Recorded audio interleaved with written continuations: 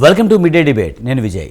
ఆంధ్రప్రదేశ్ రాజకీయాల్లో గడిచిన 2 దశాబ్దాల్లో అత్యంత కీలకమైన అంశం ఏదని అడిగితే ఎవరైనా టక్కులు చెప్పే పేరు పోలవరం ప్రాజెక్ట్. దశాబ్దాల క్రితం ఈ ప్రాజెక్టుకు శంకుస్థాపన జరిగినా ఇప్పటి వరకు పూర్తి కాకపోవడం తెలుగు ప్రజలనే కాదు యావత్ దేశాన్ని ఆశ్చర్యపరుస్తుంది. గోదావరి మిగులు జలాలను సముద్రం పాలు కాకుండా కాపాడేందుకు ఉద్దేశించిన ఈ ప్రాజెక్టుపై రాజకీయ క్రీడ జోరుగా సాగుతుంది.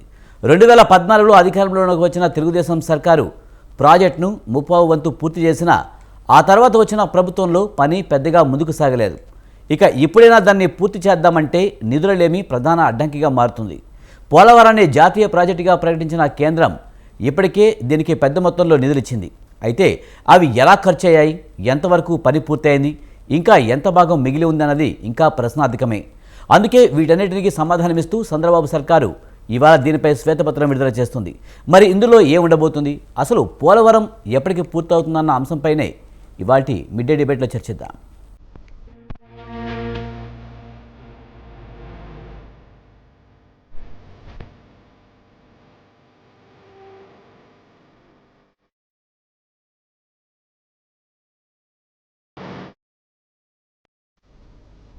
పోలవరం ప్రస్తుత పరిస్థితి, గత ప్రభుత్వం పోలవరంపై నిర్లక్ష్య వైఖరి ప్రజలకు తెలియజేసేందుకు ఏపీ ప్రభుత్వం అయితే శ్వేతపత్రం విడుదల చేసేందుకు సిద్ధమవుతుంది. ఇక ఇదే అంశానికి సంబంధించి మనతో మాట్లాడేందుకు జగడం సత్యనారాయణ గారు, టీడీపీ రాష్ట్ర నాయకులు, అలాగే పెద్దిరెడ్డి రవికిరణ్ గారు, బీజేపీ రాష్ట్ర అధికార ప్రతినిధి, అలాగే మాదిరెడ్డి శ్రీనివాసరెడ్డి గారు, వైసీపీ సీనియర్ నాయకులు మనతో ఉన్నారు. వారితో మాట్లాడదాం. ముందుగా పెద్దిరెడ్డి రవికిరణ్ గారు, నమస్తే అండి. నమస్కారం విజయ్ గారు. సార్, పోలవరంపై ఏపీ ప్రభుత్వం శ్వేతపత్రం విడుదల చేయడానికి సిద్ధమైంది. గత ప్రభుత్వ వైఫల్యాలు బయటకు వస్తాయనుకోవచ్చా? విజయ్ గారు, ముందుగా మీకు తోటి ప్యానలిస్ట్ కి స్వతంత్ర వీక్షకులందరికీ నమస్కారం అండి. పోలవరం ప్రాజెక్టు బహుళార్థిక సాధక ప్రాజెక్ట్ అండి. ఇది ఆంధ్ర రాష్ట్రం యొక్క గతిని మార్చేటువంటి ప్రాజెక్ట్. పోలవరం మోదీ గారు రాష్ట్రానికి ఇచ్చినటువంటి వరం. దీనివల్ల సాగు త్రాగునీరు అటు ఉత్తరాంధ్ర నుంచి ఇటు రాయలసీమ వరకు అందరికీ ప్రయోజనం. అలాగే పవర్ ప్రాజెక్ట్ కూడా ఉంది, 960 మెగావాట్లు. ఇది కూడా రాష్ట్రానికి ఎంతో ఉపయోగం. అయితే దురదృష్టం, మనం అంటే రాజశేఖర రెడ్డి గారు టైంలో అంతకుముందు అంజయ్ గారు శంకుస్థాపన చేసిన 70వ దశకం 80వ దశకం ఇప్పుడు చేశారు శంకుస్థాపన, 70వ దశకం అనుకుంటా. నేను కదలలేదు. అయితే రాజశేఖర రెడ్డి గారి హయాంలో స్టార్ట్ అయింది. కొంత కాలువలు, ఎడవ కాలువ, కుడి కాలువలు మొదలు పెట్టారు, కానీ కొంత ముందుకు నడిచింది. ఆ తర్వాత 2014లో ఇది జాతీయ హోదా ఇవ్వటం కేంద్ర ప్రభుత్వం. అలాగే రాష్ట్రం విడిపోతున్న సమయంలో ఈ ముంపు మండలాలు, ఏపీ ఈ పోలవరం ప్రాజెక్ట్ పూర్తి అవ్వాలంటే 7 ముంపు మండలాలు దీనికి ఏపీకి అటాచ్ చేయాలి.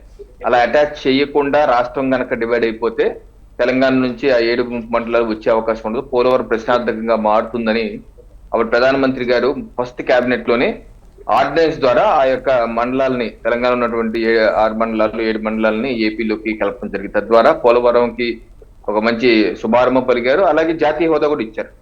జనరల్ గా జాతీయ హోదా అంటే 90% కేంద్రం నిధులు భరిస్తుందంటే 10% రాష్ట్రం భరించాలి. బట్ ఇది ప్రత్యేకంగా 100%, 100కి 100% కేంద్రం భరిస్తామని చెప్పి చెప్పడం జరిగింది. అయితే ఒక దశాబ్ద కాలంగా మనం చూసుకుంటే కొంత ముందుకు వెళ్ళింది. ఇప్పుడైతే కొంత ఆగింది, స్తబ్దతగా గత 2 సంవత్సరాలుగా ఎక్కడ అచేతన అవస్థలో ఉంది.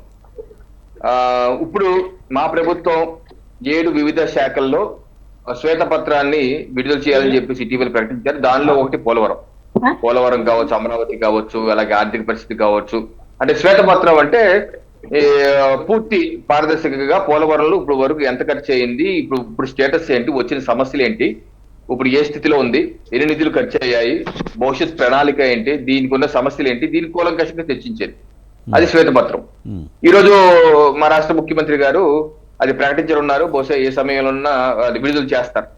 ఆ తర్వాత అమరావతి కావచ్చు, ఇలాగ రోజుగా రేపు అసెంబ్లీలో కూడా దీని మీద చర్చ జరగచ్చు, వచ్చే నెల జరగబోయే. అయితే మనం చూసుకుంటే ఇప్పుడు సమస్య పోలవరానికి, ఇందాక మీ ఉపోద్ఘాతంలో నిధులు లేమి అన్నారు విజయ్ గారు. నిధులు లేమి కాదు సమస్య. ఇక్కడ సమస్య ఏంటంటే సాంకేతిక సమస్యలు పెద్ద ఎత్తున వచ్చాయి. ఇది ఎందుకు వచ్చాయన్నది పెద్ద చర్చ. ఇప్పుడు 2019 వరకు హెడ్ వర్క్స్ 72% పూర్తి. హెడ్ వర్క్స్ అంటే స్పిల్వే కావచ్చు, డయాఫ్రమ్ వాల్ కావచ్చు, upper cofferdam, lower coffer, దీన్ని హెడ్ వర్క్స్ అంటారు. ఈ హెడ్ వర్క్స్ 72% పూర్తయిన గత 5 సంవత్సరాల్లో కేవలం 2%, 3% మాత్రమే పూర్తవగలిగింది. దీనికి మేజర్ ప్రాబ్లం ఎక్కడ మేజర్ ప్రాబ్లం వచ్చిందంటే, ప్రభుత్వం మారాక జగన్మోహన్ రెడ్డి గారు వచ్చాక ప్రమాణ స్వీకారం చేసిన సాయంత్రానికి ఒక ప్రకటన చేశారు. వెంటనే పోలవరంలో చేసే పనులు ఎక్కడిదక్కడ ఆపేయండి అన్నారు. ఎక్కడిదక్కడ ఆపేయమన్నారు. ఆపవలసి వచ్చింది. మళ్ళీ జూలై 29, 2019 ఆయన ఒక ప్రకటన ఇచ్చి అక్కడ ఉన్నటువంటి నవయోగ కన్స్ట్రక్ట్ ఏదైతే స్పిల్ వర్క్ చేస్తున్నారో వాళ్ళందరూ మీ సైట్ ఖాళీ చేసి పొండి అన్నారు. రివర్స్ టెండరింగ్ అన్నారు. రివర్స్ టెండరింగ్ అని చెప్పి నేనేదో ఆదా చేస్తాను, 700 కోట్లు ఏదో ఆదా చేస్తానని చెప్పి అన్నారు. కానీ ఇక్కడ ఏదో అవినీతి జరిగిపోయింది, 3,000 కోట్ల వరకు నేను రికవరీ చేస్తాను, మళ్ళీ ఆ కాంట్రాక్టర్ ముక్కుపుండి అన్నారు. కానీ ₹1 రికవరీ చేసిన లేదు. రివర్స్ టెండరింగ్ అనే సమయం వేస్ట్ అయింది. మళ్ళీ నవయోగాన్ని మార్చి మెగాని తీసుకొచ్చారు. అప్పుడే కేంద్ర ప్రభుత్వం కావచ్చు, పోలవరం ప్రాజెక్ట్ అథారిటీ గారు చాలా స్పష్టంగా చెప్పారు, ఇప్పుడు పోలవరం పనులు చాలా క్రిటికల్ దశలో ఉన్నాయి. ఈ యొక్క దశలో ఏ ఒక్క నిమిషం ఆపినా సరే ప్రాజెక్ట్ కి ఇబ్బంది. మీరు ఏ కారణాల చేతన్నా ప్రాజెక్ట్ పనులు మాత్రం ఆపద్దు. నవయోగాన్ని కట్టి, ఎందుకంటే గతంలో కూడా టాల్స్టాయ్ ఉంటే 2017లో చంద్రబాబు నాయుడు గారిని వారిని నవయోగం మార్చారు. అప్పుడు కూడా కేంద్ర ప్రభుత్వం వద్దాను. అయితే టాల్స్టాయ్తో ఉన్నటువంటి వాళ్ళు ఐపీ పెట్టేయటం, దివాలా ఎత్తేయటం, నితిన్ గడ్కరీ గారి ఇంటికి స్వయంగా చంద్రబాబు నాయుడు గారు వెళ్ళి ఎక్స్ప్లెయిన్ చేసి ఇది సమస్య అని చెప్పి మార్పించారు. సరే, అక్కడ ఒక తాత్సారం అయింది. మళ్ళీ మీరు రివర్స్ టెండరింగ్ అని చెప్పి మళ్ళీ ఈ కాంట్రాక్ట్ నవయోగాన్ని నుంచి మెగాకి మారుస్తారంటే సమయం వృధా అయిపోతూ వద్దు. దీనివల్ల ఇప్పుడు క్రిటికల్ ఫేజ్ లో ఉంది. ఇప్పుడు చకచక పనులు జరిగిపోతే పూర్తి అయిపోతే డిసెంబర్ 2020 కల్లా పూర్తి అయిపోతే మీరు ఏ మాత్రం ఆపద్దు అన్నారు. పీపీఏ కూడా చెప్పింది పోలవరం ప్రాజెక్ట్ అదంటే ఆపద్దు, అయినా సరే వినలేదు. రివర్స్ టెండరింగ్ అన్నారు, 700 కోట్లు ఆదా చేసామన్నారు. తర్వాత మళ్ళీ 2 సంవత్సరాలు పోయాక మళ్ళీ 2,000 కోట్లు పెంచేశారు. ఆదా ఏంది లేదు, పాడు లేదు, ఏమీ లేదు. దీనివల్ల ఏమైందంటే స్థూలంగా విజయ్ గారు 15-16 మాసాలు ఏ పని చేయకుండా సైట్ లో ఉండిపోవాల్సి వచ్చింది. ఏ పని చేయలేదు. దాని కారణంగా 2020లో వర్షాకాలంలో 25 సంవత్సరాలు ఎప్పుడు చూడని వరద గోదావరికి వచ్చేసి గోదావరి నది గర్భంలో వేసినటువంటి డయాఫ్రమ్ వాల్, గోదావరి నది గర్భం లోపల ఒక 25 అంతస్తులు మేడ ఎత్తు ఎంత ఎత్తు ఉంటుందో అంత పెద్ద 70 మీటర్లు ఒక ఐరన్ బాల్ లాగా ఉంటది అనుకోండి. ఐరన్ బాల్ లాగా నది గర్భంలో ఉంటది, కింద నుంచి వాటర్ వెళ్ళిపోకుండా. ఆ యొక్క 2020 వరదకి ఆ యొక్క వాలు డ్యామేజ్ అయిపోయింది. 1.7 కిలోమీటర్స్ వరకు డ్యామేజ్ అయిపోయింది. పెద్ద పెద్ద అగాధాలు ఫామ్ అయిపోయింది. ఈ విషయం తెలుసుకుంటే 2 ఏళ్ళు పట్టింది. మళ్ళీ 2022లో కూడా వరదలు వచ్చింది. దాన్ని అధ్యయనం చేయడానికి సమయం పట్టింది. నేషనల్ హైడ్రో పవర్ కార్పొరేషన్ గతం వాళ్ళు సిక్కిం లో ఒక నది పైన డ్యామ్ కట్టారు. ఇటువంటి సమస్యలు వాళ్ళు పరిష్కరించారు అన్నమాట. వాళ్ళు వచ్చి అధ్యయనం చేయడానికి టైం పట్టింది. వాళ్ళు అధ్యయనం చేసి ఇది పెద్ద సమస్య, అంతర్జాతీయ నిపుణులు కావాలని చెప్పి పోలవరం ప్రాజెక్ట్ అథారిటీ, కేంద్ర జనవరుల అధికారులు, అలాగే డ్యామ్ డిజైన్ రివ్యూ కమిటీ కావచ్చు, లేకపోతే రాష్ట్ర జనవరుల అధికారులు, లేకపోతే సిడబ్ల్యూసీ కావచ్చు, వీళ్ళందరూ కూర్చొని సమీక్షించి అబ్బాయి ఇలా కాదు, దీన్ని అంతర్జాతీయ నిపుణుల సలహా తీసుకోవాలన్నారు. ఇప్పుడు సమస్య ఏంటంటే అక్కడ ఉన్నటువంటి సమస్యలు 4-5 ఉన్నాయి. ఒకటి, డయాఫ్రమ్ వాల్ డ్యామేజ్ అయిపోయింది. దాన్ని ఏం చేయాలి? కొత్త నిర్మాణం చేయాలా, ప్యాచ్ వర్క్ చేయాలా? నెంబర్ 2, ఏదైతే upper cofferdam, lower coffer dam లో పూర్తి అయింది కానీ సీపేజ్ వచ్చేస్తుంది. అది దాని లైఫ్ టైం 3-4 ఏళ్ళు. అది కట్టి ఆల్రెడీ 4 ఏళ్ళు అయిపోయింది. లైఫ్ టైం అయిపోతుంది, కింద నుంచి సీపేజ్ వచ్చేస్తుంది. ఆ సీపేజ్ ఎలా ఆపాలి? అలాగే నెంబర్ 3, గైడ్ బండ్ కుంగింది. గైడ్ బండ్ సమస్య, అదో సాంకేతిక సమస్య, దాన్ని ఏ రకంగా సెపరేట్ చేయాలి?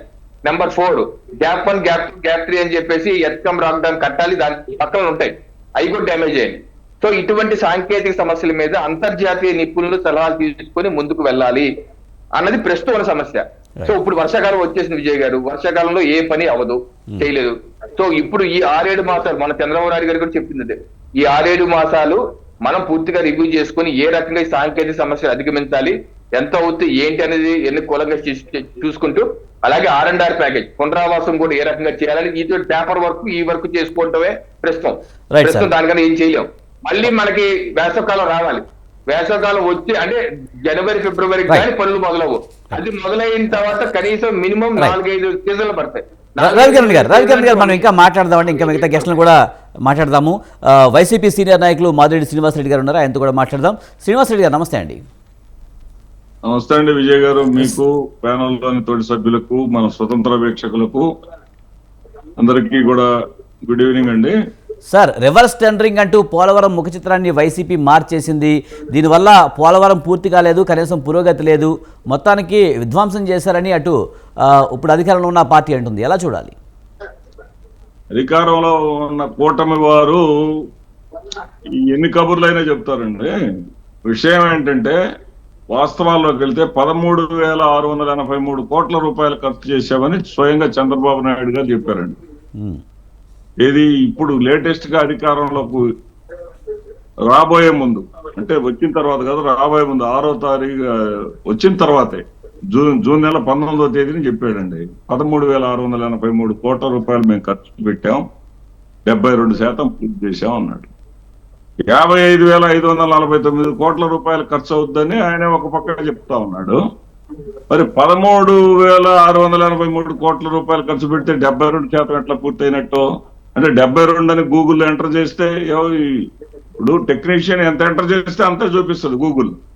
ఉమ్, అది కాదు కదా నిజంగా చేసినటువంటి పని ఏంటి అనేది ముఖ్యం.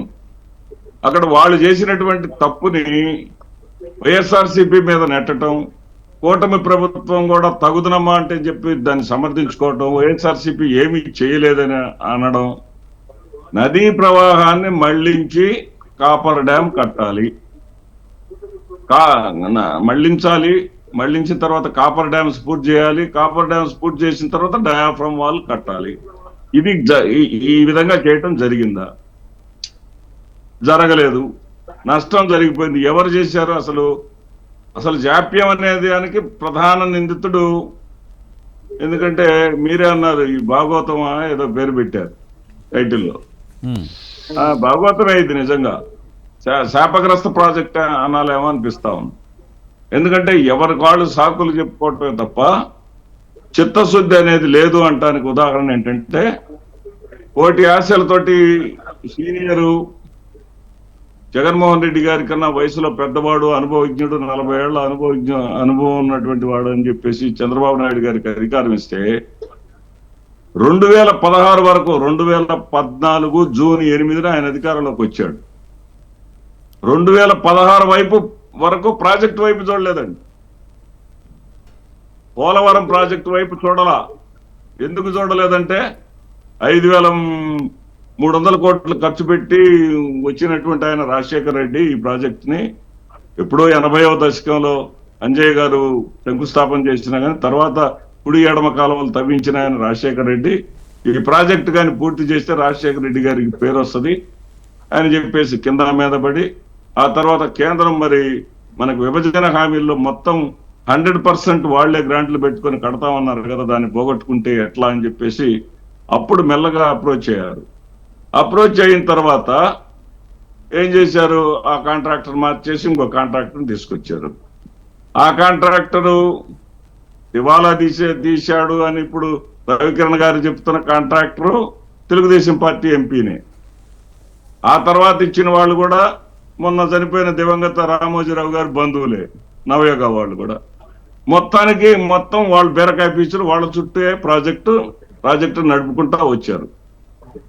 చంద్రబాబు నాయుడు గారు చేసినటువంటి తప్పులు సరిదిద్దుకుంటూ 2 సంవత్సరాల పాటు కరోనా ఉన్నప్పటికీ కూడా స్పిల్ వే నిర్మించుకొని, స్పిల్ ఛానల్ నిర్మించుకొని, అప్రోచ్ ఛానల్ నిర్మించుకొని, పైలట్ ఛానల్ నిర్మించుకొని, ఎగువ దిగువ కాపర్ డ్యాములు నిర్మించుకొని, ఇంత చేసుకొని 48 గేట్లు పెట్టింది కూడా వైఎస్ఆర్సీపీ ప్రభుత్వమే. ఏం చేసింది వైఎస్ఆర్సీపీ? ఏమీ చేయలేదు వైఎస్ఆర్సీపీ ప్రభుత్వంలో. కానీ శ్రీనివాసరెడ్డి గారు, ఏదేమైనా చంద్రబాబు హయాంలో అంతో కొంత కాస్త కూస్తో పని అయింది, 72% వాళ్ళు అంటున్నారు, మీరు కాదంటున్నారు. కానీ వైసీపీ ప్రభుత్వంలో ఇంత అయిందని మీరు ఎప్పుడు చెప్పుకోలేని పరిస్థితి ఎందుకు వచ్చిందంటారు? అసలు 72% అయిందనే మాట వట్టి మాట అనేది నిన్నగాక మొన్న రాసినటువంటి ఆంధ్రజ్యోతిలో రాసింది. 38% పని అయిందని ఆంధ్రజ్యోతిలో రాసింది. అదే విధంగా ఇందాక రవికిరణ్ గారు మంచి పాయింట్ చెప్పారు, వరదలు వచ్చినాయి. వరద వచ్చిన తర్వాత 6.1 కిలోమీటర్ దూరం నీటిని దారి మళ్లించి వరద నీటిని స్పిల్వే మీదుగా ప్రయాణం చేసే విధంగా చేసినటువంటి ప్రభుత్వం వైఎస్ఆర్సీపీ ప్రభుత్వం. ఏ పని చేయలేదంటే ఎట్లండి? చేయకుండా గేట్లు పెడతారా? అక్కడ పని కాకుండా గేట్లు పెట్టేస్తారా? ఒక్క గేటు పెట్టలేదే. గతంలో ఉన్నటువంటి 2019కి ముందు ఉన్నటువంటి ఆ యొక్క ప్రాజెక్టు చెందినటువంటి చిత్రాలని, తర్వాత ఫోటోలని, ఇప్పుడు లేటెస్ట్ 2021 ఫోటోలని చూసుకోండి. 2021 నాటికి ఎన్ని రకాల పనులు చేశామో చాలా స్పష్టంగా మేము చెప్పడం జరిగింది. అయితే ఈ పనులు చేసేటటువంటి క్రమంలో ఊహించని వరదలు వచ్చిన తర్వాత డయాఫ్రమ్ వాళ్ళు హోల్స్ పడినాయి, దెబ్బతిన్నదని చెప్పేసి తెలిసిన తర్వాత మళ్ళీ కథ మొదటికి వచ్చింది. మొదటికి వచ్చిన తర్వాత ఏదైతే అప్పటి జలవనరుల శాఖ మంత్రి అంబటి రాంబాబు గారు మొదటి రోజు ఏం చెప్పాడో, మొదటి రోజు ఆయన పోయి చూసి రాగానే ఎప్పట్లో పూర్తి అయిద్దని చెప్పేసి అడిగారు. ఆయన చెప్పిన దాన్నేమో నేనేమన్నా ఇంజనీర్నా అని చెప్పేసి అన్నాడు అని చెప్పేసి ఆయన వైరల్ చేశారు. అంతకన్నా ఘోరంగా మాట్లాడాడు చంద్రబాబు నాయుడు గారు. నేనేం చెప్తానా, నాకేం తెలుస్తుంది, 4 ఏళ్ళు పట్టొచ్చు 5 ఏళ్ళు పట్టొచ్చు అని వేగ్గా సమాధానం చెప్పాడు ఆయన. అంటే ఎవరు అందరూ కూడా గేమ్ ఆడుతున్నారు. కానీ ఒక కామెంట్ అయితే బాగా వినిపిస్తుందండి శ్రీనివాసరెడ్డి గారు, ముఖ్యంగా వైసీపీ ప్రభుత్వంలో శ్రీనివాసరెడ్డి గారు ముఖ్యంగా వైసీపీ ప్రభుత్వంలో మంత్రులుగా పనిచేసిన తొందరెందుకు అన్న అనిల్ కానీ, తర్వాత వచ్చిన అంబటి రాంబాబు కానీ అసలు ఆ శాఖ మీద సరైన పట్టు లేకపోవడం కూడా ఒక కారణం. అందుకే పనులు ముందుగా కూడా వాటికి పెద్దగా అవగాహన లేదనేది అయితే వస్తున్న మాట. అయితే ఇప్పుడు మనకు అప్డేట్ వచ్చింది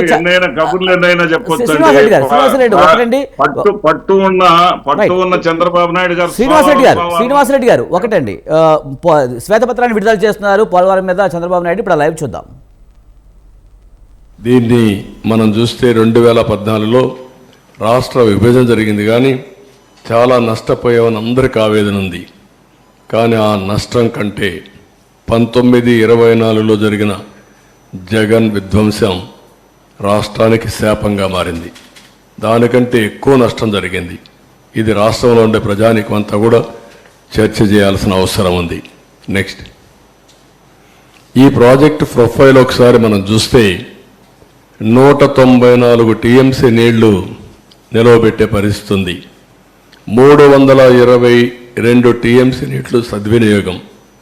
అంటే ఇప్పుడుండే కెనాల్స్ అన్నీ ఉపయోగించుకుంటే, ఇంకా మనం కానీ కరెక్ట్గా కానీ ఆ కెనాల్స్ అవన్నీ చేస్తే సముద్రంలోకి పోయే నీళ్లు డైవర్ట్ చేయగలిగితే ఒక 500 లేకపోతే ఒక 700 టీఎంసీ నీళ్లు కానీ డైవర్ట్ చేసుకుంటే రాష్ట్రంలో అన్ని ప్రాంతాల్లో అక్కడుండే నీరు ఇది కలుపుకుంటే కరువు అనే మాట ఉండదు. ఇది చాలా ముఖ్యమైన విషయం. ఇప్పుడు ఈ ప్రాజెక్టులో ఉండేది 7,20,000 ఎకరాలకు సాగునీరు అందించడం, 23,50,000 ఎకరాలు ఆయకట్టు స్థిరీకరణ చేయడం, 28,50,000 మందికి త్రాగునీరు ఇవ్వడం, 960 మెగావాట్ల విద్యుత్ ఉత్పత్తి, వాటర్ టూరిజానికి చాలా ఇది ఉంది, అవకాశం ఉంది.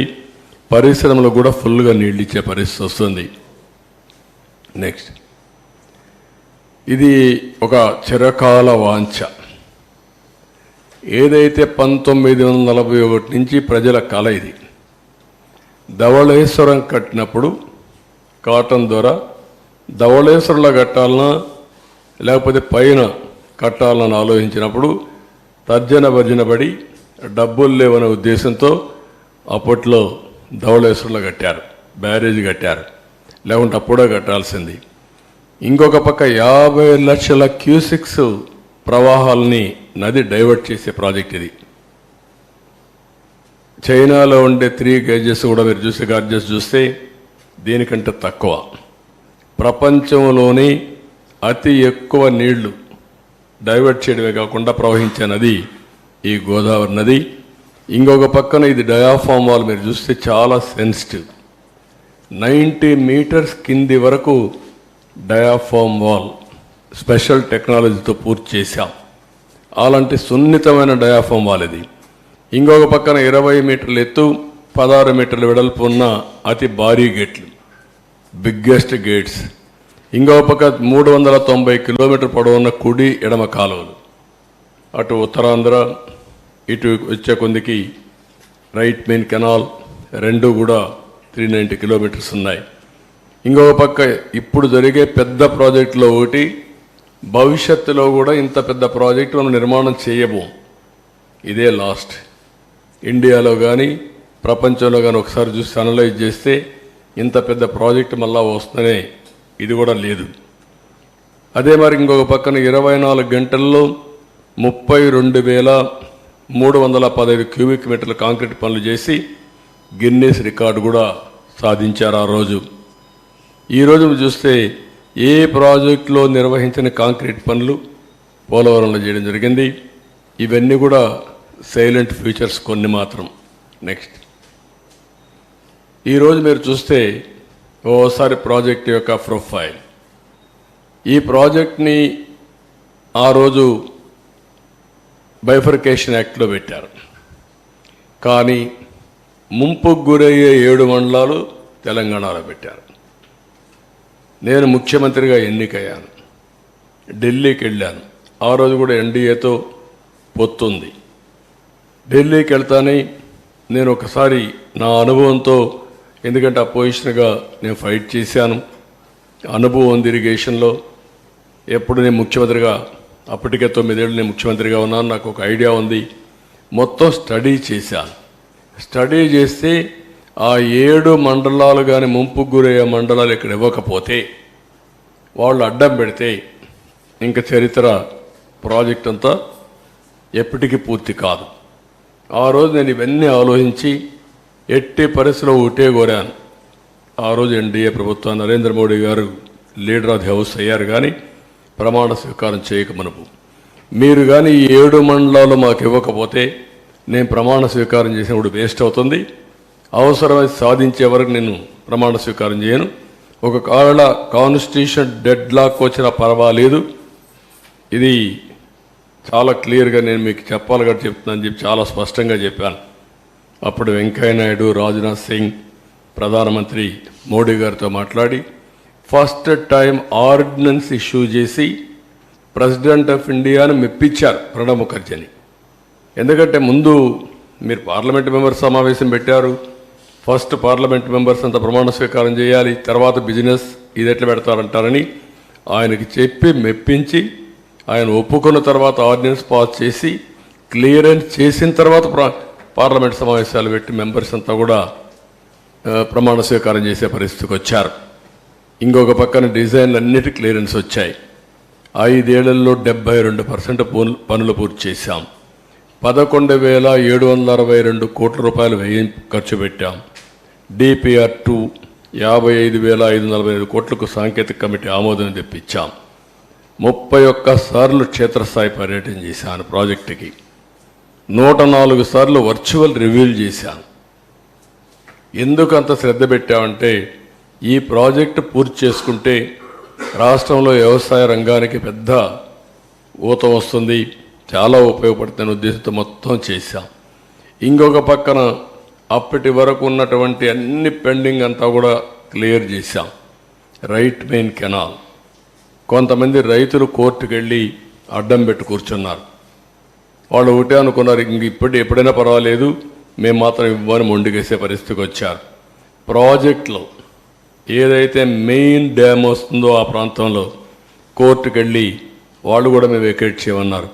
మామూలుగా ఎవరికైనా సరే ప్రాజెక్టులో పునరావాసం ఇచ్చి R&R డబ్బులు ఇచ్చి ప్యాకేజ్ ఇచ్చి వాళ్ళకి ఇండ్లు కట్టిన తర్వాతనే అది మనం అక్వైర్ చేసే అవకాశం ఉంటుంది. అవన్నీ వార్ ఫుటింగ్లు చేసి వాళ్ళని కన్విన్స్ చేసి మొత్తం క్లియర్ చేసి ప్రాజెక్ట్ని 5 ఏళ్లలో 72% పూర్తి చేశాం. నెక్స్ట్, ఇక్కడ మీరు చూస్తే సివిల్ వర్క్స్ 71.93. వీళ్ళు వచ్చిన తర్వాత వీళ్ళు చేసింది less than 4%, 3.8 or 7, 75.77. PIP head works 65.6 అయితే 72.63. పిఐపి ఆర్ఎంసి 91.14 ఉంటే 92.75. ఎల్ఎంసి లెఫ్ట్ మెయిన్ కెనాల్ 70.99 ఉంటే 73.07. ల్యాండ్ అక్విజిషన్ అండ్ R&R 18.66 ఉంటే 22.55. మొత్తం 11,762.47 కోట్ల రూపాయలు ఖర్చు పెడితే 5 ఏళ్లలో 19 నుంచి వీళ్ళు వస్తానే 4,167 కోట్లు మాత్రం ఖర్చు పెట్టారు. నెక్స్ట్, ఇక్కడ ఏదైతే ఒక వ్యక్తి చేతగానితనం కావచ్చు, అహంభావం కావచ్చు, లేకుంటే అధికార దుర్వినియోగం కావచ్చు, ఏదైనా అనుకోవచ్చు. ఏ విధంగా చేశాడో మీరు చూస్తే ముఖ్యమంత్రిని వెంటనే స్టడీ చేయకుండా ప్రమాణ స్వీకారం చేసిన రోజునే పనులు నిలిపేశాడు. అది ఘోరాతి ఘోరం, చరిత్ర క్షమించరాని నేరం. ఒక వ్యక్తికి ఇంత అహం పనికిరాదు. ఇది ప్రజాధనం, వీళ్ళ సొంత డబ్బులు కాదు. ప్రాజెక్టులు ఏముంది, ఇది ఎన్ని నీళ్ళు వస్తాయి, ఈ పనులు ఏ స్టేజ్లో ఉన్నాయి, ఇప్పుడు ఏం చేయాలని ఆలోచించకుండా కనీసం విజిట్ చేయకుండా ప్రమాణ స్వీకారం చేస్తానే పనులు నిలిపేశాడు. ప్రత్యామ్నాయ ఏర్పాట్లు చేయకుండా పనిచేసే ఏజెన్సీలు తీసేశాడు, కాంట్రాక్టర్లు తీసేశాడు, ఆఫీసర్లు తీసేశాడు. 19 జూన్ నుంచి 19 నవంబర్ వరకు ఏజెన్సీనే లేదు. 20 నుంచి 20 నవంబర్కి ఏజెన్సీ వచ్చింది.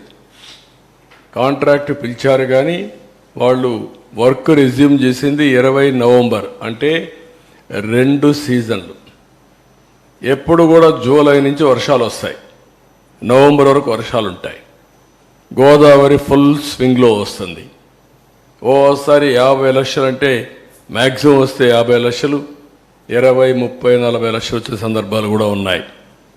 దీంతో మీరు చూస్తే ఇక్కడికి వచ్చినప్పుడు మొత్తం సమర్థులైన అనుభవం ఉన్న అధికారులందరినీ బదిలీ చేసేశారు ఏకపక్షంగా. 20 ఆగస్టులో వచ్చిన వరదల్లో డయాఫామ్ వాళ్ళు దెబ్బతిందని హైదరాబాద్ ఐఐటి నిపుణులు రిపోర్ట్ ఇచ్చారు. కాఫర్ డ్యామ్ గ్యాపులు పూర్తిగా చేయకపోవడమే కారణం కూడా చాలా స్పష్టంగా చెప్పారు. డయాఫామ్ వాళ్ళు దెబ్బతిన్న 2 ఏళ్ల తర్వాత తెలుసుకున్నటువంటి ఒక బ్లైండ్గా, అంటే వీళ్ళు ఎక్కడ పడుకున్నారో ఏం చేశారో తెలియని పరిస్థితి 2 ఇయర్స్ తర్వాత మెలుకునే పరిస్థితికి వచ్చింది. మనం అందరికి కూడా డార్క్లో ఉన్నాం, ఎవరికీ తెలియదు ఆ ప్రాజెక్ట్ ఏమైందని కూడా. అలాంటి పరిస్థితులు తీసుకొచ్చే పరిస్థితికి వచ్చారు.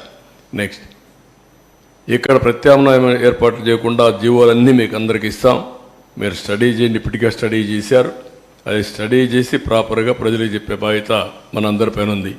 నెక్స్ట్, ఇక్కడ మీరు చూస్తే ఆగస్టు 13న పీపీఏ మీటింగ్ జరిగింది, పోలవరం ప్రాజెక్ట్ అథారిటీ మీటింగ్. ప్రస్తుతం ఉన్న కాంట్రాక్టర్ పనితీరు సంతృప్తిగా ఉంది, మార్చాల్సిన అవసరం లేదు. 2009లో కాంట్రాక్టర్ మార్చడం వల్ల హెడ్ వర్క్స్ నిలిచిపోయాయి, ఇప్పుడు అదే పరిస్థితులు ఎత్తే ప్రమాదం ఉందని చెప్పారు. 2009లో మీరు ఒకసారి చరిత్ర గుర్తుపెట్టుకోవాల్సిన అవసరం ఉంది. అప్పుడు కూడా ఇదే మరి స్వార్థంతో చేశారు. 2005, 2006 ఆ ప్రాంతంలో ఈ ప్రాజెక్టు ప్రారంభించారు. ప్రారంభిస్తే రాజశేఖర్ రెడ్డి ముఖ్యమంత్రిగా వర్క్స్ అవార్డ్ చేశాడు.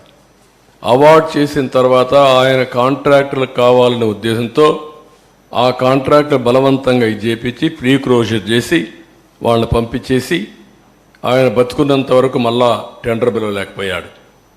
ఆ డిలే 2014లో కిరణ్ కుమార్ రెడ్డి ముఖ్యమంత్రి అయిన తర్వాత ఒకసారి టెండర్ పిలిచారు. 2009లో ఎలక్షన్లు అవుతానే పిలిచారు, కానీ అప్పుడు కూడా ఏం చేయలేకపోయారు. 14 వరకు వెళ్ళింది. 13, 14 ఆ ప్రాంతంలో కిరణ్ కుమార్ రెడ్డి ముఖ్యమంత్రిగా ఉన్నప్పుడు మళ్ళీ ఈ టెండర్ పిలిచి ఏజెన్సీకి అప్పచెప్పే పరిస్థితికి వచ్చారు. అందుకే చాలా సున్నితమైన ప్రాజెక్ట్ అనే ఉద్దేశంతో, ఇది కేంద్ర ప్రభుత్వానికి సంబంధించిన ప్రాజెక్ట్ అనే ఉద్దేశంతో ఆ టెండరు ఎవరైతే కాంట్రాక్టర్ ఇబ్బందులున్నా ఎక్కడికక్కడ కన్విన్స్ చేసి ఆ పనులు చేసుకుంటూ వచ్చాను తప్ప ఏకపక్షంగా ఎక్కడికి వెళ్ళలేదు. ఈయన చేసింది ఏకపక్షంగా పోయి మొత్తం ఇది దెబ్బతినే పరిస్థితి వచ్చింది. ఈ విషయాలు చాలా స్పష్టంగా వాళ్ళు చెప్పారు. నెక్స్ట్, ఇంకొక పక్కన కొత్త కాంట్రాక్టర్ మార్చడం వల్ల 10 నెలలు పైగా పనుల్లో జాప్యం జరుగుతుంది. ఒకే పనిని 2 ఏజెన్సీలు ఆ పని నాణ్యతలో ఇబ్బంది వస్తే ఎవరు బాధ్యత వహిస్తారు? అందువల్ల కాంట్రాక్టర్లు మార్చవద్దు. పాత కాంట్రాక్టర్ ఎప్పుడు కూడా ఏ పని చేసినా గ్యారంటీ ఇవ్వాలి. ఆ గ్యారంటీ ఇన్ని సంవత్సరాలను ఇస్తారు. ఆ గ్యారంటీ ఇచ్చిన తర్వాత పాత కాంట్రాక్టర్ని మారిస్తే కొత్త కాంట్రాక్టర్ వస్తే ఇద్దరిలో ఏదైనా ఇబ్బందులు వస్తే ఎవరు రెస్పాన్సిబుల్? అకౌంటబిలిటీ ఎవరిది? జవాబుదారితనం ఎవరు? అది ఫిక్స్ చేయలేము, కాబట్టి మీరు మార్చొద్దండి అని చాలా స్పష్టంగా చెప్పారు. అయినా కూడా వినకుండా మొండిగా ముందుకు పోయారు. నెక్స్ట్, ఇక్కడ కాంట్రాక్ట్ని మార్చడం, ముందు చూపు లేకపోవడం, సరైన సమయంలో పనులు చేయకపోవడం, చేసే పనులు జాప్యం వంటి కారణాల వల్ల నిర్మాణంలో తీవ్రంగా జాప్యం జరుగుతుందని కావున ఏజెన్సీలు మార్చవద్దని మళ్ళీ 16/8/19 చెప్పారు.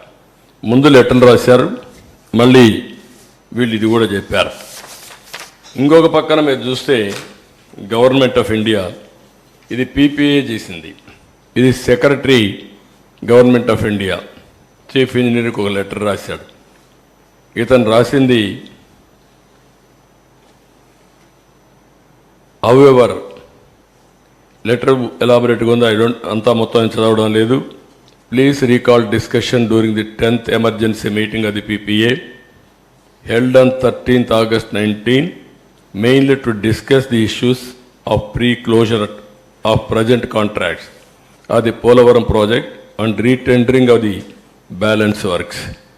Lastలో ఇవన్నీ చెప్తూ, however, in the meanwhile, it is my humble advice to abandon the idea of pre-closure and retendering of the works in the best interest of the project, or at the least keep it the same in abeyance till a considered view is taken by Government of India in the matter. ఇంత స్పష్టంగా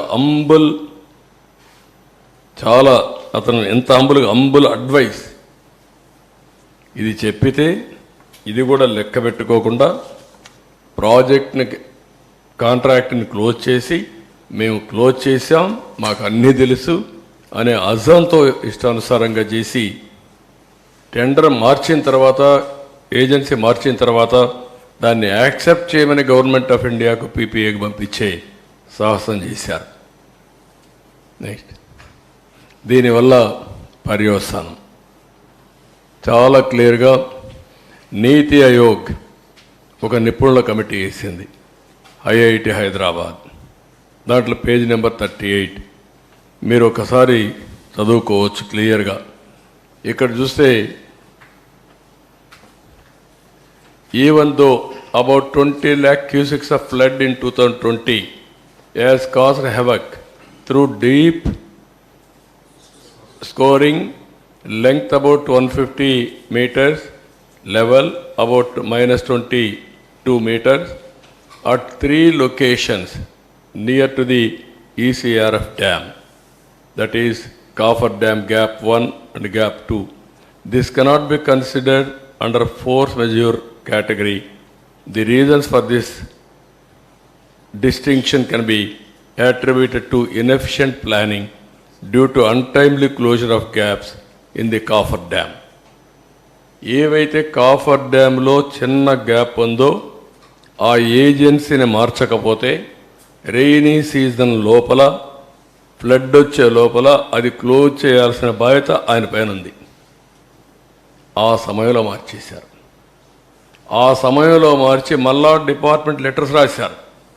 ఈ టైంలో close చేయకపోతే ప్రమాదం వస్తుంది అని చెప్పారు. అయినా పట్టించుకోలేదు, ఎవ్వడూ పట్టించుకోలేదు. దాని పర్యవసానం మీరు చూస్తే చాలా. ఇంకా నెక్స్ట్, దీంతో ఈరోజు డయాఫామ్ వాల్ 3 మేజర్ డ్యామేజ్ జరిగాయి. కాంక్రీట్ వర్క్లు మాత్రం స్పిల్వే మిగిలింది, డయాఫామ్ వాల్ డ్యామేజ్ అయింది. ఇంకొక పక్కన కాఫర్ డ్యాములు up stream, down stream 2 damage అయినాయి. మూడోది గైక్ బెండ్ డ్యామేజ్ అయింది. గ్యాప్ 1 ఏదైతే ఉందో ఈసీఆర్ఎఫ్ డ్యామ్కి వచ్చేది, అది కూడా సగం 3/4 కొట్టుకోబోయే పరిస్థితికి వచ్చింది. ఇప్పుడు ఎంత డ్యామేజ్ జరిగిందంటే డయాఫామ్ వాల్ 2018లో 436 కోట్లకు పూర్తి చేశాం. ఇప్పుడు డయాఫామ్ వాల్ రిపేర్ల కోసం కొన్ని రింగ్ బండ్లు వేసి అక్కడెక్కడ 3-4 ప్లేసుల్లో 33% రిపేర్లు చేయాలి. దాని ఖర్చు 447 కోట్లు. అది రిపేర్ చేస్తాం. అప్పటికి పర్మనెంట్గా సొల్యూషన్ వచ్చిందంటే మేము చెప్పలేమంటున్నారు. అది కాకుండా ప్యారలల్గా ఇంకొక కొత్త డయాఫామ్ వాల్ కట్టాలంటే 990 కోట్లు. మళ్ళీ 2 సీజన్లు కావాలి. అది కూడా సక్రమంగా చేస్తే 2 లేకపోతే 3-4 సీజన్లు అవుతుంది. అంటే 3-4 సీజన్లు డయాఫామ్ వాల్ కట్టాలి. దానిపైన కాఫర్ డ్యామ్లోనే ప్రాబ్లమ్స్ ఉన్నాయి. దానిపైన ఈసీఆర్ఎఫ్ కట్టాలి. ప్రాజెక్టు పూర్తి కావాలి. ఒక మూర్ఖత్వంతో చేసిన పనికి దానికి కూడా ఇంకొకటి కూడా సీపేజీ అరికట్టడానికి ఖర్చు ఎంత అవుతుందో, సమయం ఎంత అవుతుందో అంచనాలు లేకపోతున్నారు. ఇక్కడ 2 ఉన్నాయి. ఒక పక్క ఇవన్నీ diaphragm wall, upper coffer dam, lower coffer dam. Next slide చూపి. ఇక్కడ మీరు చూడండి, ఈ ప్రాజెక్టు ఎంత అతలాకుతలం అయిపోయిందో మీరు చూడండి. మొత్తం ప్రాజెక్టు భౌగోళిక పరిస్థితులే మారిపోయినాయి. ఎందుకు మారిపోయినాయంటే ఈ 15 నెలల సమయంలో ఇక్కడ కొద్దిగా గ్యాప్ ఉంటే దాన్ని పూర్తి చేయకపోయే కొందికి ఆగస్టులో వరద నీరు వచ్చింది. ఇక్కడి నుంచే నీళ్లు వెళ్ళాలి. ఆ ఒత్తిడి పెరిగింది. కిందికి నీళ్లు వచ్చినప్పుడు సునామీ మారిగా సుడుగులు తిరగడం మొదలుపెట్టింది. దాంతో కింద నుండే ఇసుకంతా లాగేసి కొట్టుకుపోయే పరిస్థితికి వచ్చింది. అంటే చాలా డెప్త్. అంటే ఇక్కడ 2 ఉన్నాయి.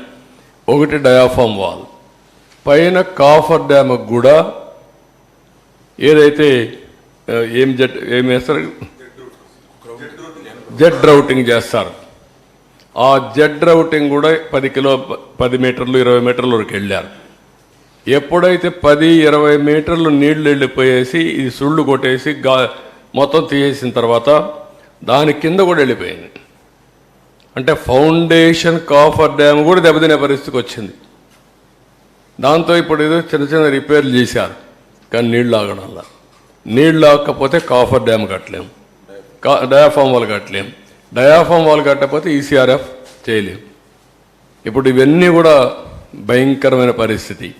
ఇంకొక పక్కన బయట నుంచి ఇసుక తెచ్చి పూడ్చిన ఆఘాతాలపైనే మెయిన్ ఎర్త్ ఫ్యాక్టరీ డ్యామ్ చేయాలి. ఇప్పుడు ఇసుక తీసుకొచ్చి మన గుట్టలుగా పేసి మా వాళ్ళు దాన్ని కాంపాక్ట్ కింద ఇది చేస్తున్నారు. కానీ ఇంకా సొల్యూషన్ పూర్తిగా రాలేదు. They are working. ఇక్కడ ఒక ఎగ్జాంపుల్ మీరు చూస్తే గ్యాప్ 1 ప్రాజెక్ట్లో 250 మీటర్లు వెడల్పు ఉంటుంది. 150 మీటర్లు కొట్టుకోపోయింది. ఆ 150 మీటర్లు మళ్ళా పూడ్చి గ్యాప్ 1ని పటిష్టం చేయాలి. నేచురల్ సాయిల్ అంటే నేచురల్ సాయిలే. మళ్ళా మనం మట్టి తెచ్చేస్తే దాని కన్సాలిడేషన్ ఆల్ ప్రాబ్లమ్స్ ఉంటాయన్నమాట. ఇది మొత్తం ఇది చేసే పరిస్థితికి వచ్చాడు. చాలా దారుణం ఇది. నెక్స్ట్ ఇక్కడ దీయే కాకుండా వీళ్ళు కట్టిన కుంగిన గైడ్ బండ్, ఇది కూడా కుంగిపోయే పరిస్థితికి వచ్చింది. ఇది మామూలుగా ఎందుకంటే నేరుగా ఇట్లా వాటర్ వస్తే ప్రాబ్లం వస్తుందని కొద్దిగా డైవర్షన్ పెట్టి అక్కడి నుంచి వాటర్ తీసుకొస్తే ప్రెషర్ తక్కువ ఉంటుందనే ఉద్దేశంతో ఇది చేసి అది కూడా దెబ్బతినే పరిస్థితికి వచ్చింది. దీనికి కూడా ఒక 80 కోట్ల రూపాయలు మనం ఖర్చు పెట్టారు. ఇంకా కూడా నిలుస్తుంది, సాలిడ్గా ఉంది అనేది ఇంకా ఎస్టాబ్లిష్ చేస్తున్నారు. ఇంకా పూర్తిగా కాలేదంటే 3 డ్యామేజెస్ ఇక్కడ. ఒకటి diaphragm wall, 2 upper lower coffer dam, 3 guide bund, 4 దీన్నిటి వల్ల Polavaram power project abnormal delay. Next ఇక్కడ మీరు చూస్తే ప్రోగ్రెస్ రిపోర్ట్లో మీరు చూస్తే ఖర్చు 11,722 కోట్ల రూపాయలు తెలుగుదేశం పార్టీ హయాంలో. వీళ్ళు ఖర్చు పెట్టింది 4,100 కోట్లు. 72% అయితే 3.84% పనులు పూర్తి చేశారు, పెంచారు. కేంద్రం నిధులు ఒక్క రూపాయి కూడా దారి మళ్లించలేదు. కేంద్రం ఇచ్చిన డబ్బులు మేమున్నప్పుడు 4,000 కోట్ల రూపాయలు మనం పెట్టి పనులు చేశాం. ఆ 4,000 కోట్లు రియంబర్స్ చేశారు. అదనంగా అయిందానికి డబ్బులు ఇచ్చారు. ఇచ్చిన డబ్బుల్లో 3,385 కోట్లు వేరేదాన్ని డైవర్ట్ చేశారు. నిధులు కొరత కూడా ఒకటి తీసుకొచ్చాడు. మళ్ళీ ఎక్కడ పెట్టాడో ఏం తెలియదు కానీ మొత్తం డైవర్ట్. ఇలాంటి ప్రాజెక్టులో తెలుగుదేశం పార్టీ హయాంలో స్టేట్ ఫండ్స్ పెట్టి ప్రాజెక్టు పూర్తి చేస్తే ఇతను వాళ్ళు ఇచ్చిన డబ్బులు డైవర్ట్ చేసే పరిస్థితికి వచ్చాడు. ఆ రోజు కేంద్ర మంత్రులు గిన్నీస్ రికార్డుని వచ్చాయి. ఈరోజు అందరూ కూడా తప్పు పట్టే పరిస్థితికి వచ్చారు. ప్రాజెక్టే ప్రశ్నార్థకమైంది. ఎత్తు 45.72 మీటర్లు, 194 TMC ఆఫ్ వాటర్. ఇప్పుడు 41.15 అని మాట్లాడుతున్నారు. ఇది ఎక్కడుందో నాకైతే అర్థం కాలేదు. ఇది కొత్త వాదన. ఒకవేళ కానీ 41.15 అంటే విభజన చట్టంలో పెట్టింది Polavaram project national project and at the same time 45.72 metres ఎత్తది. అంచనా 55,545 కోట్ల రూపాయలు ఆమోదం తెలిపారు. ఇప్పుడు ఏమైందో అది కూడా అర్థం కాని పరిస్థితి. ఆ రోజు పర్యాటక కేంద్రంగా ఎవ్రీడే అందరూ చూశారు. ఇప్పుడు ఒక ప్రొహిబిటెడ్ ఏరియాగా తయారైపోయింది. ఆ రోజు 4,144 కోట్ల రూపాయలతో కాల్ నిర్మాణం, ముంపు గ్రామాలకి బాధితులకు అండగా అన్ని చేశాం. ఈరోజు 1,687 కోట్లు మాత్రం ఖర్చు పెట్టారు. ఇవన్నీ చూసి అక్కడ ఎవరైతే తెలంగాణ నుంచి ముంపుకు గురైన మండలాలన్నీ మేము తెలంగాణకి వెళ్ళిపోతాం, మమ్మల్ని పంపించమనే పరిస్థితికి వచ్చారు. అంటే ఆందోళన కూడా చేసే పరిస్థితికి వచ్చారు. ఇలాంటి చాలా జరిగాయి. నెక్స్ట్, ఇది మీకు ఒక ఐడియాకి 4,908 కోట్ల రూపాయలు ఖర్చు పెట్టి పోలవరానికి మనం ప్రాధాన్యత ఇచ్చాం. వాళ్ళు డబ్బులు ఇవ్వకపోయినా ప్రాజెక్ట్ ఆగకుండా పోయాం. వీళ్ళు వస్తేనే 3,385 కోట్లు వాళ్ళు ఇచ్చిన డబ్బులను డైవర్ట్ చేశారు. That is the difference. Next, ఇవన్నీ మీరు చూస్తే ఎన్నో హామీలు ఇచ్చాడు. ఎకరాకు 19 లక్షలు ఇస్తా అన్నాడు, ₹1 ఇవ్వాల. ఎకరాకి అదనంగా 5 ల్యాండ్ అక్విజిషన్ అయిన వాళ్ళకు కూడా 5 లక్షలు ఇస్తా అన్నాడు, ₹1 ఇవ్వాల. ఇంకో పక్క సకల వసతులతో పునరావాస కాలనీలు కడతా అన్నాడు. తెలుగుదేశం పార్టీ కట్టిన ఇళ్ళు తప్ప ఒక్క ఇల్లు కొత్తగా నిర్మాణం చేసిన పరిస్థితులు లేడు. అంటే ఎన్ని అబద్ధాలు చెప్పాలనో ఓట్ల కోసం అన్ని అబద్ధాలు చెప్పి వచ్చిన తర్వాత తప్పించుకోవడం అనేది ఇది ఒక ఉదాహరణ మాత్రం.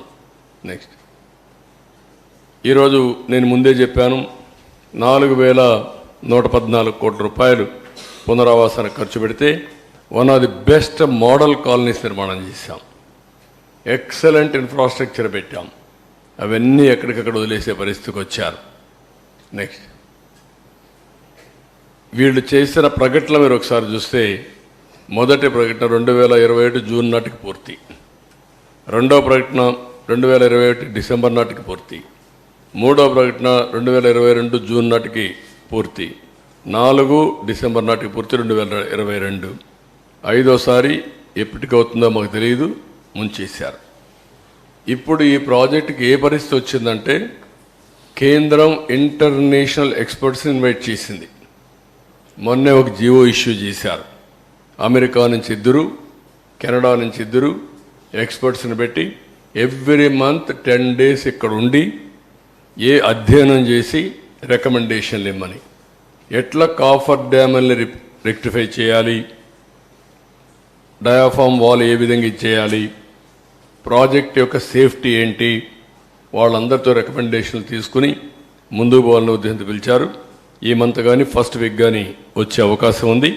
వాళ్ళు వస్తానే వాళ్ళు కూడా అధ్యయనం చేసిన తర్వాత కొంత క్లారిటీ వస్తుంది. అంటే ఇక్కడుండే CWC central water works department commission, central water commission చేతులు ఎత్తేసే పరిస్థితికి వచ్చారు.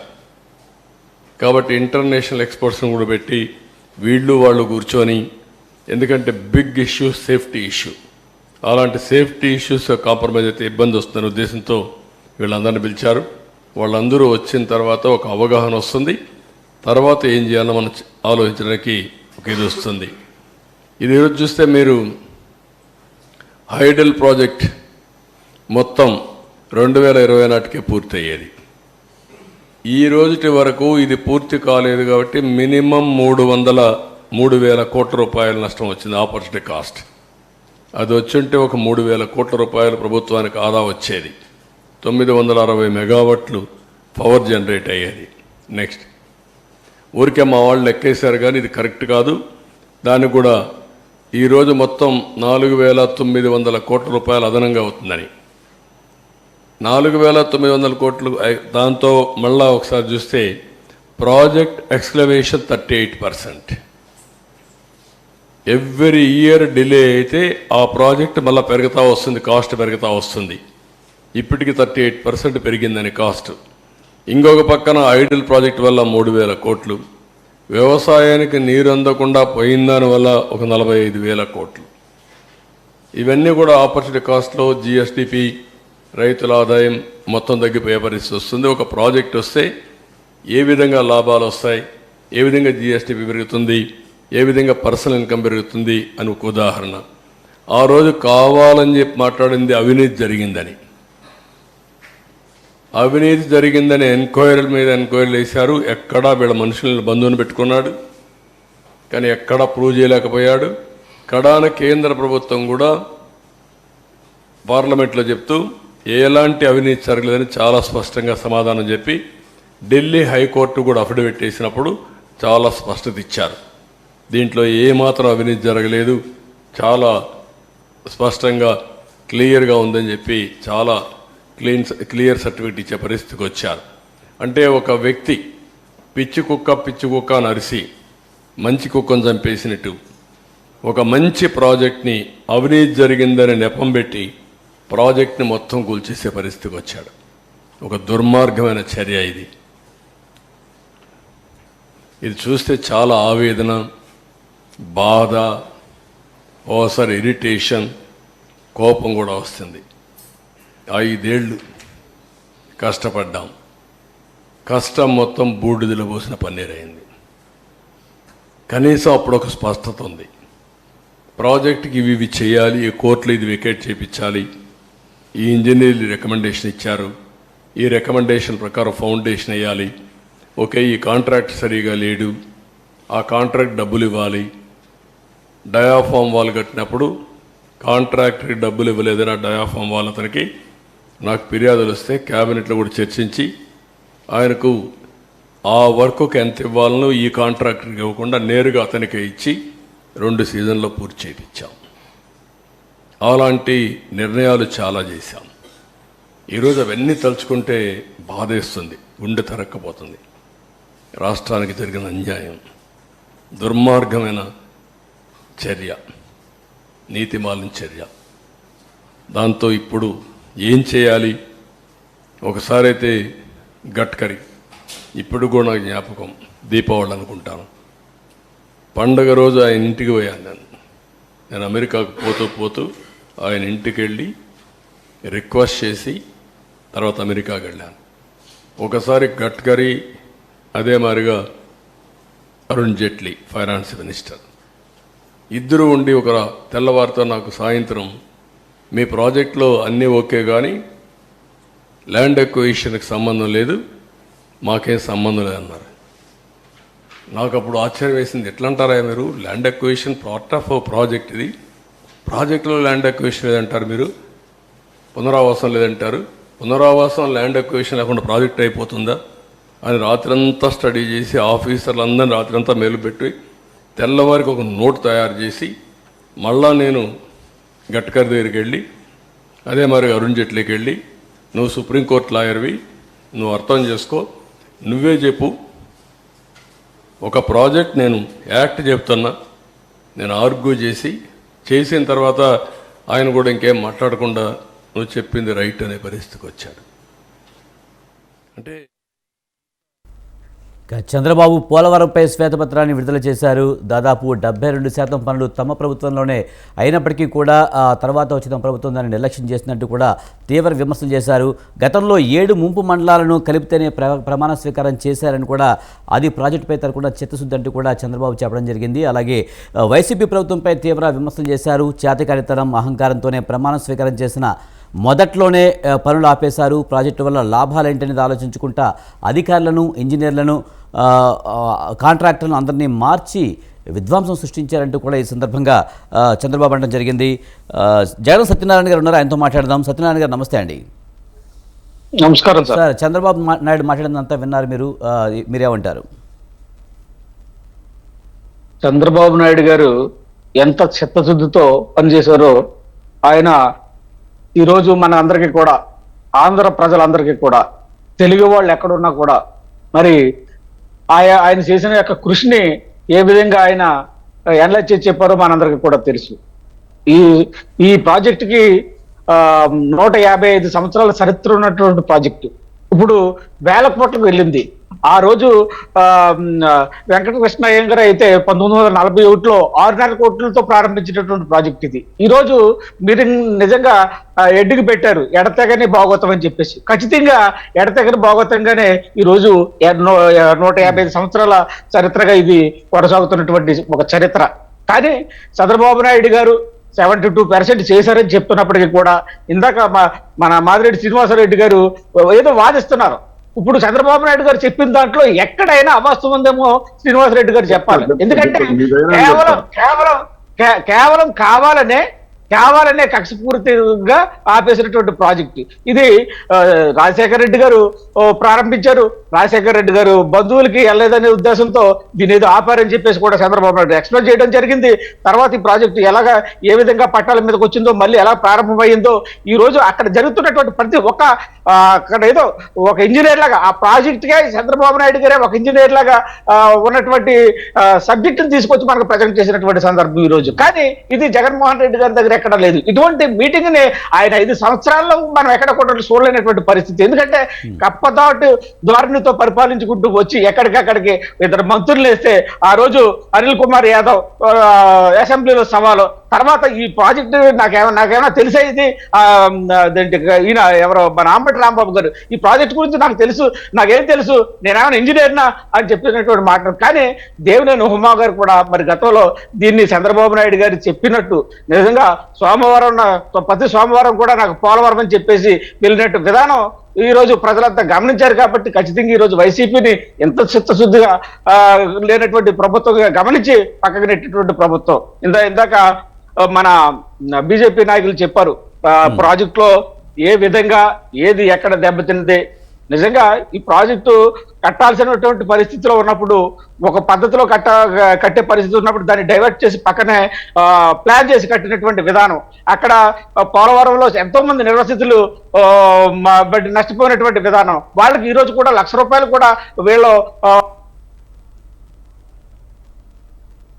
కావాలని కక్షపూరితంతో లేకపోతే ఇతను చేతకాని తనంతో, ఎందుకంటే ఇతనికి ఏమి తెలియదు లేకపోతే తెలుసా అన్నట్టుగా ప్రజలనే మభ్య పెట్టడానికి పరిపాలించుకుంటూ వచ్చిన విధానం ఏదైతే ఈ రోజు కళ్ళనే మనం చూసాం ఖచ్చితంగా. ఎందుకంటే పోలవరాన్నే ఒక ఆ రోజు మరి ఆంధ్రాలో యొక్క జీవనాడిగా ప్రారంభించిన ప్రాజెక్ట్ ని ఈ విధంగా నిర్లక్ష్యం చేసి చంద్రబాబు నాయుడు గారి ఎక్స్ప్రెషన్ లో మనకు కనబడేటువంటి విధానం ఏదైతే ఉందో, చరిత్ర ఏదైతే ఉందో, ఇది ఖచ్చితంగా తెలుగు ప్రజలందరూ కూడా తెలుసుకోవాల్సినటువంటి విషయం. ఖచ్చితంగా ఆ రోజు చంద్రబాబు నాయుడు టైం తక్కువగా ఉంది, అందరికీ అవకాశం రావాలి కదా. రైట్ సుజాత గారు చంద్రబాబు పోలవరం మీద విధానం చంద్రబాబు నాయుడు గారి చరిత్ర, ఏం చేసావో చెప్పలేని పరిస్థితుల్లో వైసీపీ నేతలు ఉన్నటువంటి పరిస్థితి. రైట్ సుజాత గారు, పోలవరం మీద చంద్రబాబు శ్వేతపత్రాన్ని విడుదల చేశారు. ఈ శ్వేతపత్రంలో అన్ని నిజాలే ఉన్నాయా?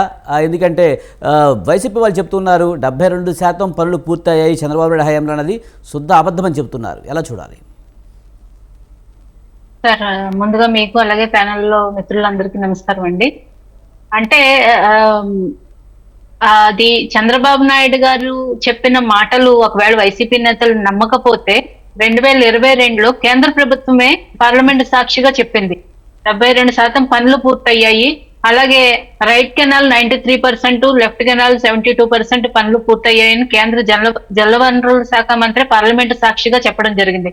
అలాగే గజేంద్ర సింగ్ షెకావత్ గారు ఒక మాటలో ఒక ప్రశ్నకు సమాధానంగా వైసీపీ ప్రభుత్వం ఏదైతే ఉందో అది పోలవరాన్ని ఒక ఏటీఎం గా వాడుకుంటున్నారు అని ఆ వర్డ్ కూడా ఆయన ఉపయోగించడం జరిగింది. అంటే వీరికి డబ్బులు కావాల్సినప్పుడల్లా పోలవరాన్ని ఒక బూచిగా చూపించి డబ్బులు తెచ్చుకోవడం, అది తెచ్చింది ప్రాజెక్టుగా ఖర్చు పెట్టకుండా ఆ మనీని డైవర్ట్ చేయడం అనేది వారు చాలా క్లియర్ గా స్పష్టంగా చెప్పడం జరిగింది. ఇంకొక విషయం సార్, 2-3 ఏళ్లు వైసీపీ ప్రభుత్వంలో అది వెబ్సైట్ ని కూడా వాళ్ళు అప్డేట్ చేయలేదు. అసలు అక్కడ ఏం జరుగుతుంది, అసలు పనులు జరుగుతున్నాయా లేదా, తెచ్చిన నిధులు ఖర్చు పెడుతున్నారా లేదా, ఏదైనా పురోగతి ఉందా లేదా అన్నది కూడా ప్రజలు ఎవరికి తెలియలేదు. వెబ్సైట్ ని అప్డేట్ చేయలేదు వాళ్ళు. అలాగే ఇంకొక విషయం, పోలవరం సందర్శనకు కూడా అనుమతులు కావాలని చెప్పి అలాగే చాలా ఆంక్షలు పెట్టారు. ఇటు ప్రతిపక్ష నేతలు కానీ, అక్కడ పోలవరంలో ఉన్న అక్కడ నివసించే ప్రజలు కానీ, అలాగే ఒక మీడియా కానీ ఎవరిని కూడా ఎలవ్ చేయకుండా పోలవరానికి రెస్ట్రిక్షన్స్, బారికేడ్లు పెట్టేసి ఎన్నో ఆంక్షలు పెట్టి ఎన్నో పర్మిషన్లు తీసుకుంటే కానీ ఎవరు వెళ్ళలేని పరిస్థితి. ఎందుకు అంత దాచిపెట్టారు మీరు? అంటే పోలవరం సందర్శనానికి ఇంతకు ముందు బస్సుల్లో జనాలను తీసుకుని వెళ్లి పోలవరం ప్రాజెక్టు చూసి వచ్చేవాళ్ళు, అందరికీ ఆ స్వేచ్ఛ ఉండేది. ఎటువంటి అవినీతి జరగలేనప్పుడు అక్కడ చూడడానికి ఎందుకు అంత ఆంక్షలు పెట్టారో ఎవరికి అర్థం కాలేదు. అంటే కర్ణుడు చావుకి 100 కారణాలు ఉన్నట్టు పోలవరం డిలే అవ్వడానికి ఎన్నో రకాల కారణాలు ఉన్నాయి సార్. అక్కడ R&R ప్యాకేజ్ విషయంలో కూడా ఎన్నో అవినీతులు, అటు రాజశేఖర రెడ్డి గారి హయాం నుంచి కూడా అధికారుల చేతివాటం కూడా మనం ముఖ్యంగా ప్రస్తావించుకోవాలి. ఎన్నో కేసుల్లో VRAలు, VROలు, MRO స్థాయి వ్యక్తులు, అలాగే స్పెషల్ కలెక్టర్ల వరకు కూడా సస్పెండ్ అయిన దాఖలాలు ఉన్నాయి. వచ్చిన ప్రతి కేసులో కూడా శిక్ష పడుతుంది, వాళ్ళు సస్పెండ్ అవుతున్నారు, మళ్ళీ కొత్త సమస్యలు వస్తూనే ఉన్నాయి. నిర్వాసితులకు అందాల్సిన R&R ప్యాకేజ్ అందకుండా వేరే ఎవరికో వారి పేరు మీద బినామీలు తీసేసుకోవడం, అలాగే గిరిజనుల భూములకి నకిలీ పత్రాలు సృష్టించి వాళ్ళు R&R ప్యాకేజ్ వాళ్ళు తీసేసుకోవడం, తర్వాత అసలు నిర్వాసితులు వచ్చి మళ్ళీ మాదని గొడవ చేయడం, ఇలాగా ఎన్నో, ఒకటి కాదు సార్, రెండు కాదు, ఎన్నో రకాలుగా పోలవరానికి డిలే అవ్వడానికి ఎన్నో కారణాలు. అలాగే R&R ప్యాకేజ్ లో 7% కూడా కంప్లీట్ అవ్వలేదు అంటున్నారు. ఇప్పుడు ప్రాజెక్ట్ వ్యయంతో పాటు ఇటు ఇవ్వాల్సిన ప్యాకేజ్ వ్యయం కూడా అధికంగా పెరిగిపోయింది. అది పైగా జగన్మోహన్ రెడ్డి గారు, వైఎస్ రాజశేఖర రెడ్డి గారు హయాంలో 1.5 ఎకరానికి ఇచ్చి తీసుకున్నారు. దాని తర్వాత 2013లో వచ్చిన భూసేకరణ చట్టం ప్రకారం మళ్ళీ వాళ్ళకి ఆ ప్యాకేజ్ భూమికి ధర ఎక్కువ ఇవ్వాల్సిన పరిస్థితి వచ్చింది. చంద్రబాబు నాయుడు గారు దానికి చెల్లిస్తామని చెప్పారు, కొంతవరకు చెల్లించడం జరిగింది. ఎప్పుడైతే జగన్మోహన్ రెడ్డి గారు ప్రభుత్వం వచ్చిన తర్వాత ఆయన ఎకరానికి ఇంకొక 5 లక్షలు ఎక్స్ట్రా ఇస్తా ఉన్నారు.